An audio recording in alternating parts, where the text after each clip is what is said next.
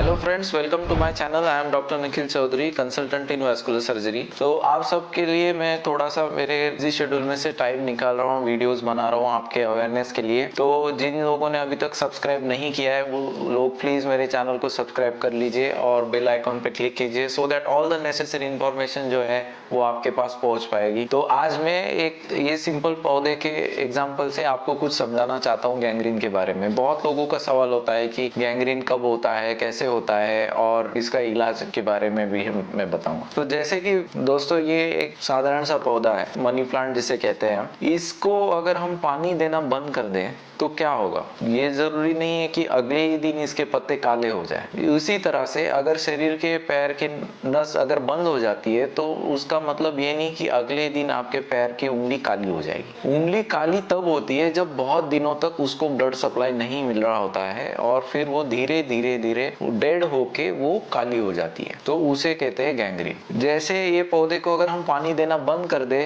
तो ये धीरे धीरे पहले मुरझाएगा और फिर उसके पत्ते जो है काले होने शुरू होंगे। उसी तरह अगर हमें सही टाइम पे अगर हम डायग्नोस कर लेते हैं कंडीशन को, अगर ब्लॉकेज डायग्नोस कर लेते हैं, तो अगर हम नस को खोल देते हैं तो हम उंगली को या पैर को बचा सकते हैं। वैसे ही जैसे सही टाइम पे अगर हमें पता चल जाए कि पौधा अगर सूख रहा है तो उसको अगर हम पानी दे देते हैं तो उसमें वापस जान आ जाती है। इसी तरह से गैंग्रीन का भी होता है। अब ये हो गया जो इसमें बहुत टाइम लगता है, उसे कहते हैं क्रॉनिक लिमिशीमिया, मतलब जो लंबे समय वाली बीमारी है। अब एक दूसरी बीमारी होती है जिसे कहते हैं एक्यूट लिमिशीमिया।